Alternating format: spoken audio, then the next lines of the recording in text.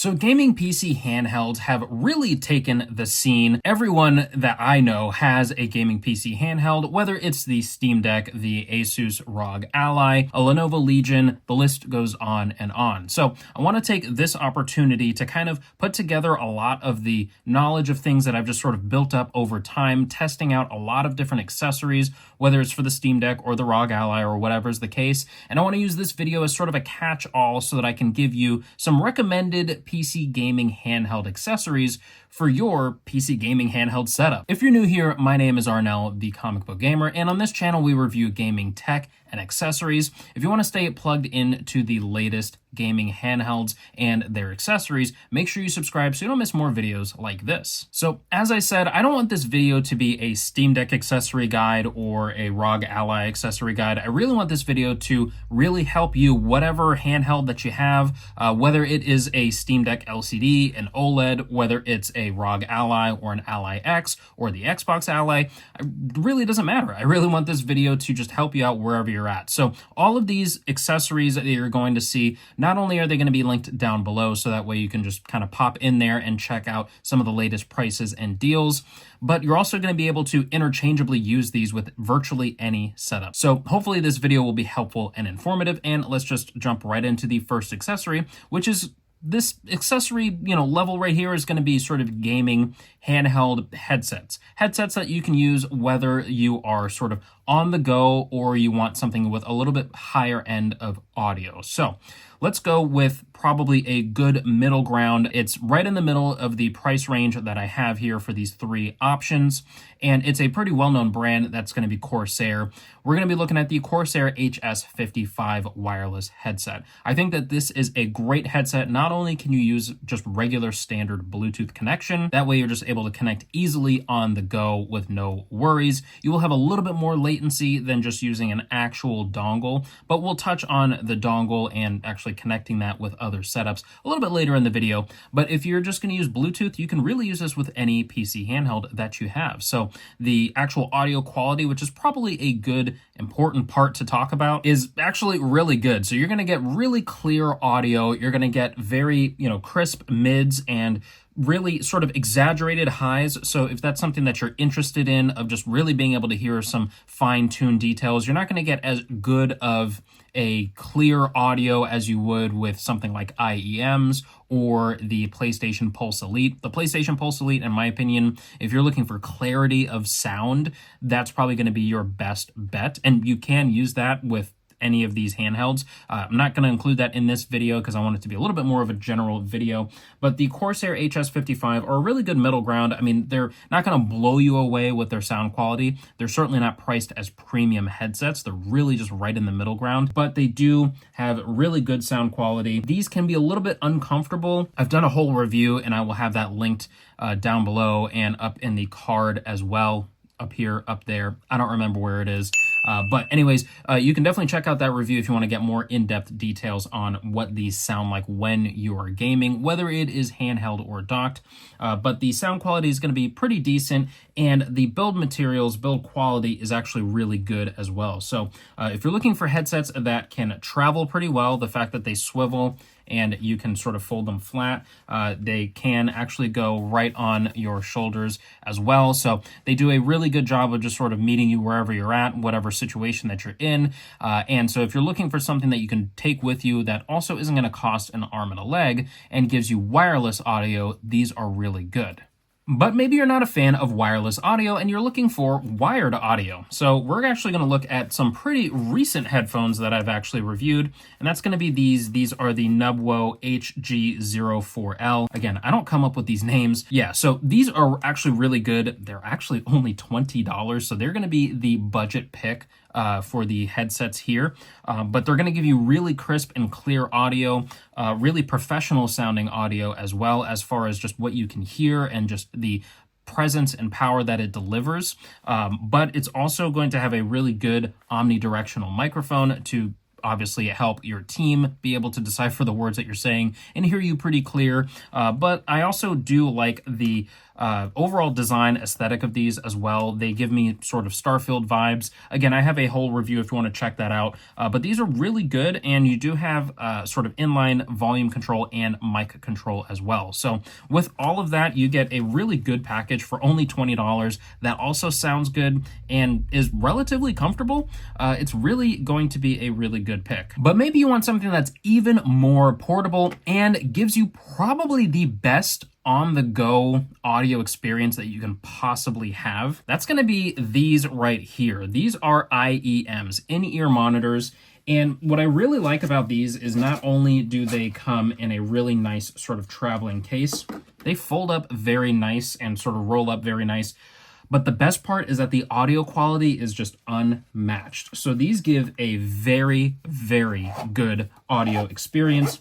What I really like about them and just the experience is that I can really hear every single detail when I am gaming. So if I'm using these for shooters like Call of Duty or Arc Raiders, different things like that, then I can really hear all the fine-tuned details, same as I would expect with something like the PlayStation Pulse Elite, which I absolutely love, but I get a much more compact package that also is just super easy to just throw on. It's also sort of very hidden in the sense that you don't really look like you're gaming. You don't really have these like spaceship headphones on your ears over your head, you know, like the PlayStation Pulse Elite, for example. And so it really gives a sort of understated look, but really high-end audio. They're also pretty pricey. I'm not going to lie to you. Again, I'll have all these linked down below if you want to check them all out. But these are really going to deliver very good audio quality, very balanced audio quality, and really help to just deliver really good details at all different audio ranges. I'm not an audiophile myself, but as someone that just listens to just music on whatever, and I'm not too picky about what I listen to or, you know, how I listen to things, these blow me away as somebody that is not super, you know, fine-tuned in the audiophile world. And so if you are an audiophile, you're absolutely going to love these. And of course, if you're an audiophile, you already know what in-ear monitors are and, you know, really how they work and do such a good job of delivering clear audio directly into your ears. So really good system like that. All right, but moving on from audio, maybe you need to charge while you're on the go. Not all of us have access to a charger at home or on the train or just different things like that. And so if you are just somewhere that you don't have access to a charger, but you also want something that's sort of slim and sleek, well, you're definitely going to want to check out the Clutch Pro. This is a really nice portable charger. Honestly, I don't even remember all the milliamp hours and stuff like that. So again, that'll be linked down below if you want to check all of these specs out. But what I can say is that it gives a really good charge to whether it's the Steam Deck or like the Switch 2, even if I'm just taking that out and about. And it delivers really good power delivery as well. So it's not something that's really going to allow you to sort of max out your settings when you're on the ROG Ally, for example. It's not going to allow you to do like performance mode or turbo mode or anything like that. But it is going to at least keep the device from dying. So if you're playing a game that doesn't require as much of a power draw, then this is something that's just really going to help you extend your playtime if you don't have access to just a regular wall charger. Now, while you're on the go, you're probably going to need something to carry your devices around. And this particular item is maybe not something that everyone in this particular accessories list can use. So this is the only item that has a little bit of a caveat that if your device is just too big, then maybe it won't fit. So particularly this won't be good for like the Lenovo Legion Go, for example. But we're going to be talking about sort of an all-in-one case. All right, so this right here is the JSOX all-in-one carrying case. And basically what this does is it carries all of your stuff. So particularly this is for the Switch 2. You can put your Switch 2 at the top and you can put the charging dock at the bottom. And it also holds a lot of Switch carts. But you can actually use this with a lot of other devices. So whether you're using something like the Steam Deck, which in my case, it carries my Steam Deck perfectly with the grip included, so that way I don't have to take my grip off every single time. And so I can put the Steam Deck right at the top. I can put the USB-C dock at the bottom. Again, we'll touch on that a little bit later, but I can also put like my IEMs, or I can also fold up the Nubwo wired headsets as well if I'm bringing along a controller with me. So I have a lot of different opportunities and areas to really maximize the space in this.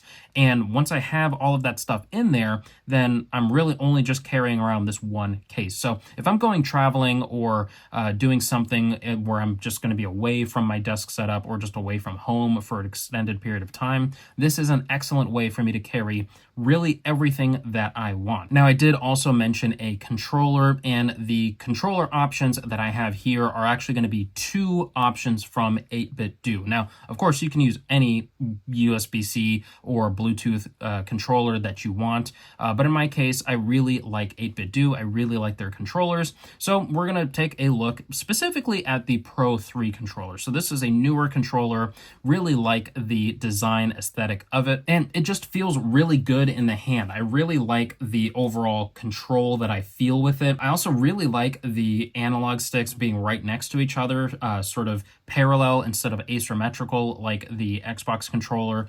For me, just parallel thumbsticks are just that's where it's at for me. Also, the design aesthetic does obviously scream PlayStation with the color choices as well. But what I really like about this is that you get a lot of programmable buttons. You also get an adjustable trigger, so you can do rapid trigger presses or just a regular trigger press as well. It does have rumble in here as well, and it is USB-C chargeable as well. So that way I can actually use it as a wired controller, but I can also just plop it down on the dock, which is included, by the way. So that way I'm just always charged and ready to go. So I really like this controller. It feels very good in hand, but maybe you want something that just maybe is a little bit lacking in some of the features, but is a little bit more of like a meatier controller.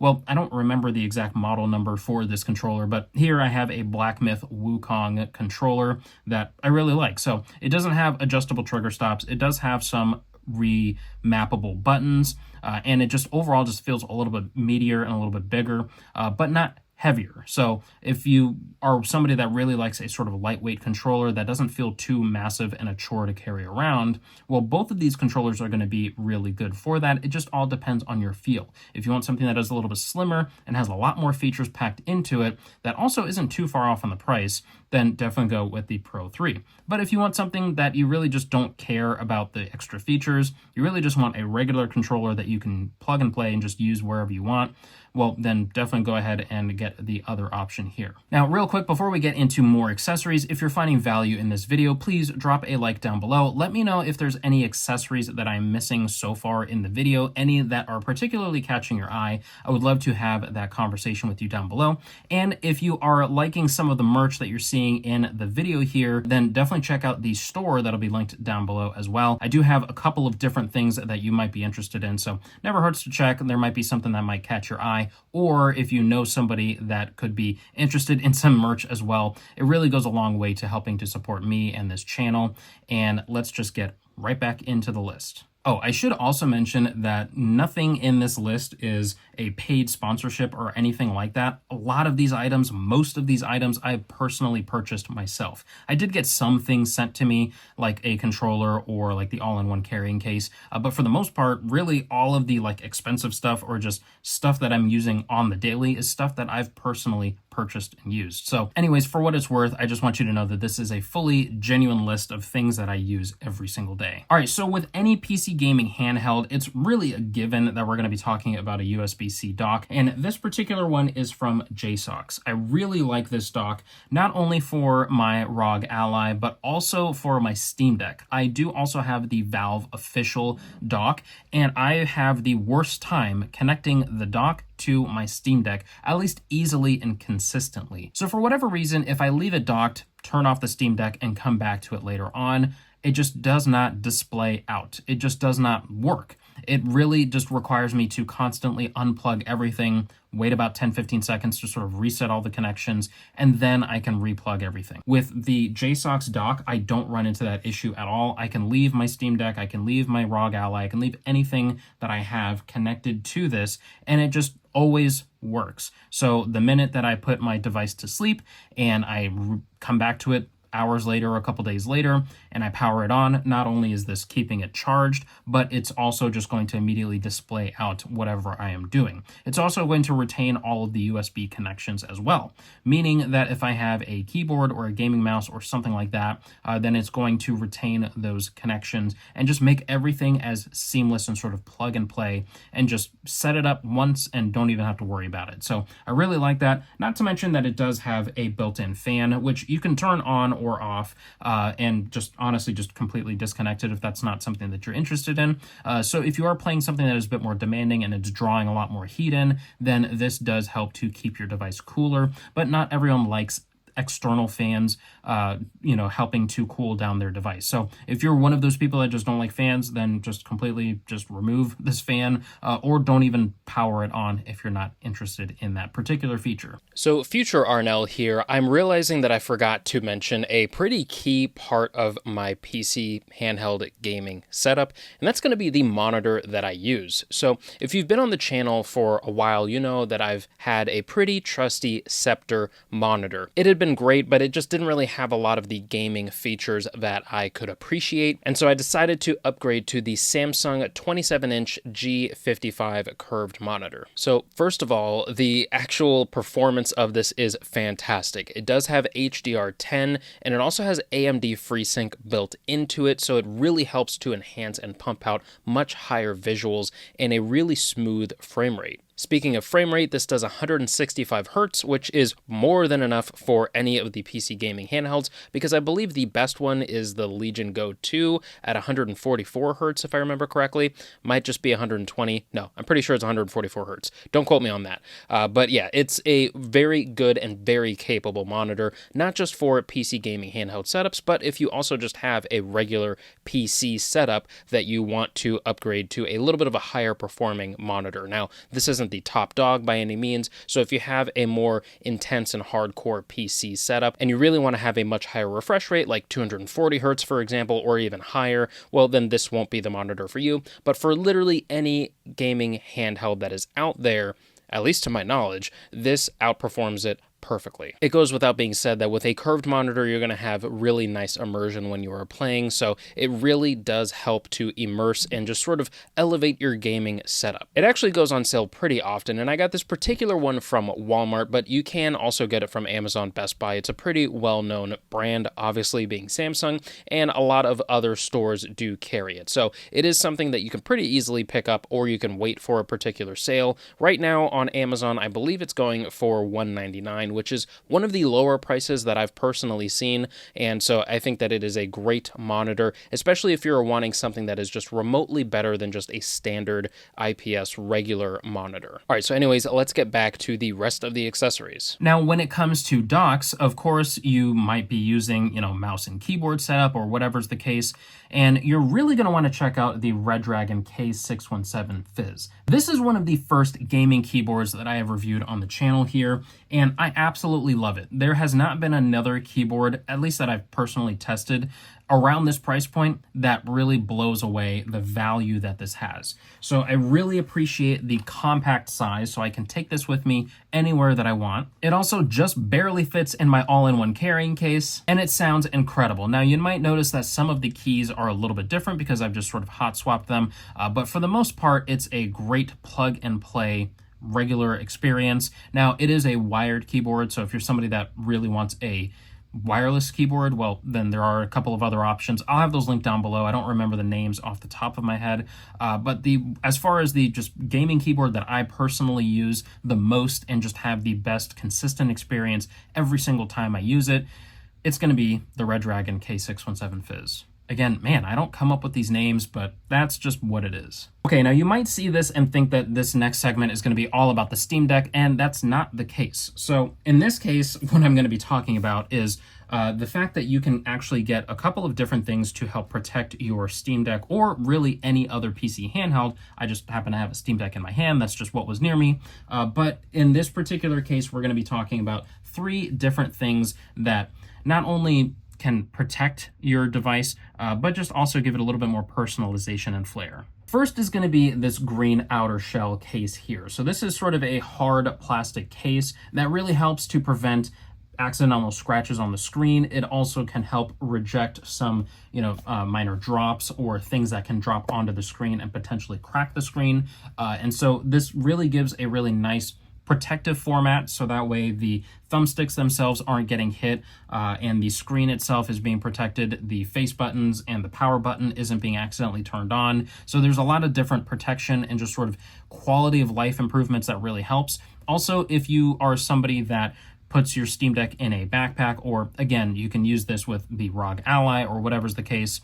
If you are somebody that puts your handheld in a backpack and you don't use the all-in-one carrying case that I talked about earlier, well then this is really convenient because all you have to do is put this little protective shell case on and just drop it into your backpack. It keeps the profile extremely slim and just very easy to take with you, out and about. So I really like that, as opposed to using like the official case that comes with the Steam Deck, for example, or like the Logitech G Cloud also comes with a case. So in different PC handhelds or just handhelds in general, there are cases that come directly from the manufacturer, but they take up a little bit more space in your backpack or your luggage or whatever is the case. And so this just helps to kind of keep things a little bit more slim and sleek. And next, we're going to be talking about the actual grip. So the grip here is really good and convenient. Now, there are a lot of handhelds that don't need any help with making it more ergonomic. The Steam Deck is, in my opinion, the most ergonomic of the bunch. I absolutely love not only just the grips, but the way that the button layout is and all that kind of stuff. I've talked about this before in other videos, but I absolutely love how the Steam Deck feels in hand. So having this grip on here isn't necessarily for extra comfort or anything like that, because it's an extremely comfortable device. I can also say the same thing about the Xbox ROG Ally. It's a very comfortable device, especially with the